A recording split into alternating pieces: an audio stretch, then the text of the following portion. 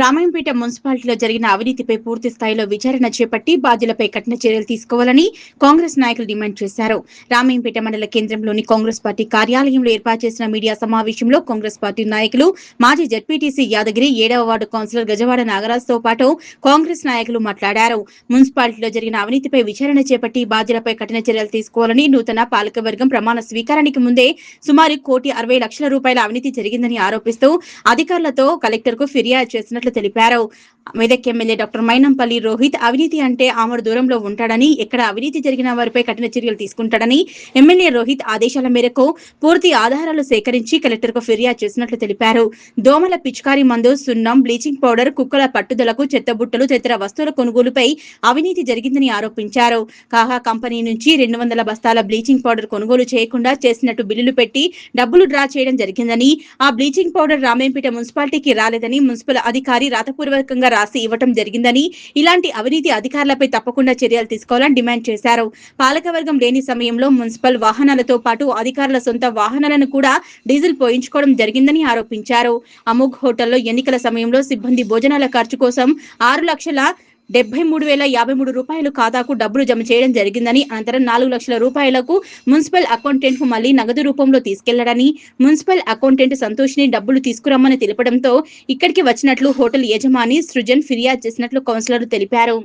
TRS నాయకులు, కౌన్సిలర్లు accountant గదికి తాళం వేయడం, చట్టాన్ని చేతిలోకి తీసుకోవడం సబబు కాదని ప్రశ్నించడం చూస్తుంటే మున్సిపల్ అధికారుల అవినీతికు మీరు వత్తాసు పలుకుతున్నట్లు ఉందని వారు తెలిపారు.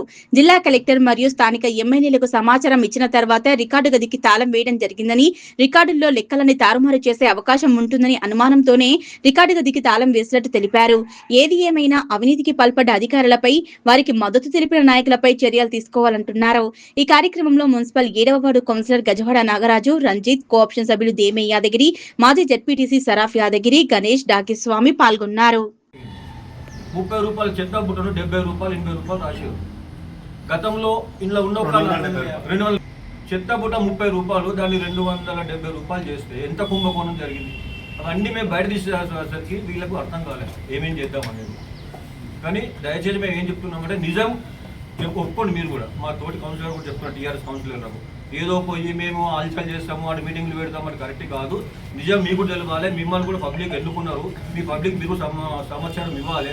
మిమ్మల్ని అడిగినప్పుడు మీరేం చెప్తారు అక్కడ పోయి? మీరే రాంగ్ ఇన్ఫర్మేషన్ జనాలా తీసుకోకపోతే, అసలు ఇష్యూ ముందుకు తీసుకోకపోతే అప్పుడు మీ పరిస్థితి ఏమవుతుంది? అవినీతి అధికారులకు మీరు తొత్తులై వాళ్ళకి సపోర్ట్ చేస్తున్నారు. అది కరెక్ట్ కాదు. మీరు కూడా మారండి. మనకు అవకాశం ఇచ్చారు రామాయంపేట మున్సిపాలిటీలో, వీళ్ళు కరెక్ట్ పని చేస్తారని మనం నమ్మి అవకాశం ఇచ్చారు. దాన్ని మనమే కుంభకోణానికి సపోర్ట్ చేస్తుంటే మనం ఎవరు నమ్మరు. మేము అలాంటి ఖచ్చితంగా ఒప్పుకోము. మా చైర్మన్ గారు కానీ, వైస్ చైర్మన్ గారు కానీ, మా తోటి సభ్యులు కానీ ఎట్టి పనులు ఒప్పుకోరు. మా ఎమ్మెల్యే గారు ప్రతి విషయం తెలియజేసుకుంటూ ఈ అవినీతిని ముందు తీసుకెళ్తాం. ఖచ్చితంగా వాళ్ళు ఎవరైతే తీసారో వాళ్ళు ఖచ్చితంగా డబ్బులు కట్టాల్సిందే, 100% కట్టాల్సిందే. ఎట్టి పనులు ఒప్పుకునే లేదు. రామాయంపేట మున్సిపాలిటీలో మా dynamic leader Mynampally Rohit sir గారి ఆదేశాల మేరకు రామాయంపేట మున్సిపాలిటీలో జరిగిన అవినీతి ఆరోపణలు ఎమ్మెల్యే గారికి ఏదైతే ఉందో, మేము గతంలో 4th వార్డ్ కౌన్సిలర్గా నేను మున్సిపల్ కౌన్సిల్లో ఉన్నాను. మరియు దేమే యాదన్న గారు కూడా ఇప్పుడు cooption member 6th ward council మెంబర్గా ఉన్నారు. కానీ ఎందుకంటే మున్సిపల్ అంటే ఏంది?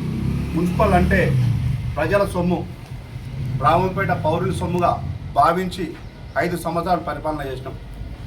5 సంవత్సరాలు పరిపాలన చేస్తే ప్రభుత్వం నుంచి నిధులు వచ్చినా నిధులు రాకున్నా అప్పటికున్న కౌన్సిల్ బాడీ ఒక సిస్టమ్, ఒక పద్ధతిగా డిస్కస్ చేసుకుంటూ ముందు పోయినాం.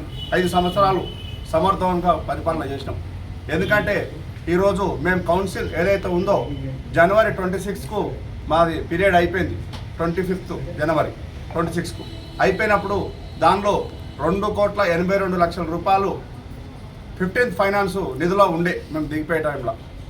ఆ నిధులు ఏదైతే ఉందో ఆ 10 నెలల గ్యాప్లో మున్సిపల్ సంబంధించి కమిషనర్ ప్రస్తుతం చనిపోయిండు దేవేందర్ గారు, మరియు మేనేజర్ రఘువర్ధన్ గారు, మరియు అకౌంటెంట్ సంతోష్ని, వీళ్ళు ప్రమేయంతో అందులో కొందరు మున్సిపాల్లో కొందరు వ్యక్తులు, కొందరు నాయకులు తోడు చేసుకొని రావంపేట ప్రజల సొమ్ము, రావంపేట ట్యాక్సులు కట్టిన సొమ్ము, రావంపేట పట్టణానికి సెంట్రల్ గవర్నమెంట్ నుంచే కానీ స్టేట్ గవర్నమెంట్ నుంచి కానీ ఫర్ హెడ్ కింద వచ్చే సొమ్మును మొత్తం దుర్వినియోగం చేసిన పాలకవర్గం ఏర్పడడం జరిగింది.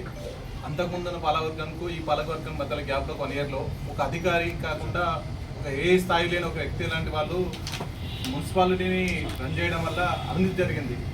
కొన్ని అంటే సుమారుగా 2 కోట్ల వరకు అవినీతి జరిగింది ఆరోపణలు ఉన్నాయి. గతంలో కూడా నాయకులు కలెక్టర్ గారికి కానీ సంబంధిత అధికారులకు ఫిర్యాదు చేయడం జరిగింది. మేము కూడా మొన్న వెళ్ళి ఆ విషయాన్ని నివేదిక తీసుకోవడం జరిగింది.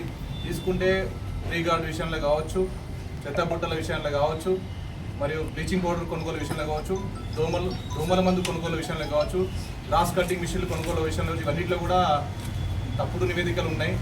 ఎవరు కూడా తీసుకోలేదు. ఏదైతే కంపెనీకి మనము పర్చేజ్ చేసినామో ఆ కంపెనీ నుంచి మనకు రిసీవ్డ్ అయినట్టు కూడా రికార్డ్స్ ఎక్కడ కూడా లేవు. వీటి మీద అవినీతి జరిగిందని మేము ప్రాథమికంగా నిర్ధారించుకున్నాము.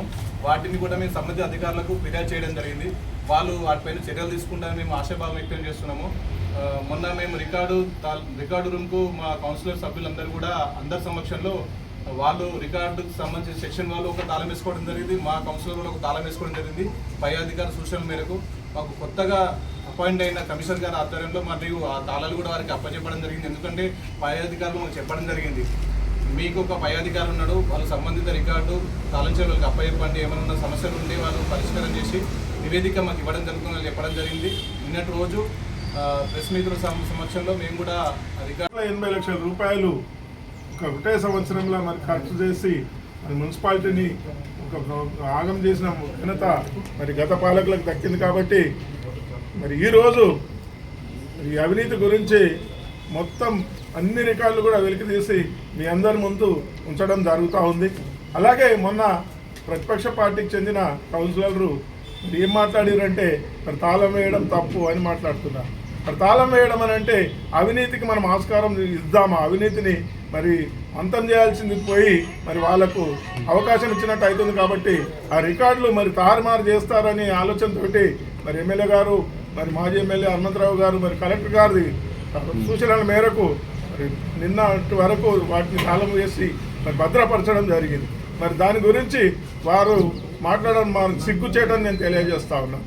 అలాగే మరి గతంలో జరిగిన అవినీతికి మరి ఇప్పుడు మొత్తం కూడా వెలికి తీసి వారికి అందరినీ కూడా బాధ్యులను చేసి శిక్ష పడేలా చేసే వరకు మా మున్సిపల్ కార్యవర్గము, మున్సిపల్ పాలకవర్గం విడిచిపెట్టేది లేదని మరొకసారి తెలియజేసుకుంటూ ఇక ముందైనా కానీ మరి మీరు మాట్లాడినప్పుడు జాగ్రత్తగా మాట్లాడిసిందిగా కోరుచు. జై కాంగ్రెస్. మరి మున్సిపల్ ఎన్నికల జరిగిన తదనంతరం మరి వారు నూతనంగా ఎన్నికైన సభ్యులు చాలామంది ఉన్నారు. అందరూ మరి సమావేశాలు 2-3 సమావేశాలు జరిగినాయి.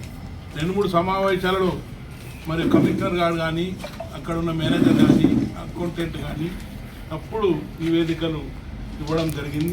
దానిలో భాగంగా తప్పుడు నివేదికలు ఇవ్వగానే వెంటనే కౌన్సిలర్లు, చైర్మన్లు మరి గమనించి మరి అవినీతి జరిగిందన్న ఉద్దేశంతో టోటల్గా వాళ్ళు డాటా కలెక్ట్ చేయడంలో చాలా వరకు అవినీతి జరిగిందని వాళ్ళు నిర్ధారించుకున్నారు.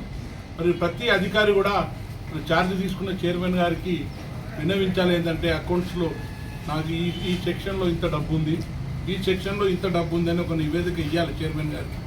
దాని తదనంతరం ఏ ఖర్చు అయినా పెడుతుంటే చైర్మన్ గారు ఒకవేళ ఆ ఖర్చు ఆయనకు సమ్మతం అనిపిస్తే అకౌంట్ సెక్షన్కు ఇవ్వమని కోరుతాడు. లేని పక్షంలో కమిటీ వైస్ చైర్మన్తో కానీ కమిటీ సభ్యులతో చర్చించిన అనంతరం శాంక్షన్ చేయడం ఒక ఆనవాయితీ. అయితే తప్పుడు నివేదికలు చైర్మన్ గారికి సమావేశంలో ఇవ్వడం, మరి చైర్మన్ గారి దృష్టి లేకుండానే నోట్ ఫైల్ మీద ఆయనకు సంతకం లేకుండానే, ఆమెకు సంతకం లేకుండానే మరి ఎన్నో నిధులు డ్రా చేయడంలో 2-3 నెలలు చాలా ఫ్రాడ్ జరిగింది. గతంలో పాలకవర్గం ఉన్న తదుపరి ఆ 1 ఇయర్ పీరియడ్లో కూడా చాలా వరకు అవినీతి అక్రమాలు జరిగినాయి. అవన్నీ మన నాగరాజ్ రెడ్డి గారు కానీ, వైస్ చైర్మన్ గణేష్ కానీ, ఇతర సభ్యులు మీ అందరికి వివరిస్తారు. మరి అధికారులు తప్పు చేయడంలో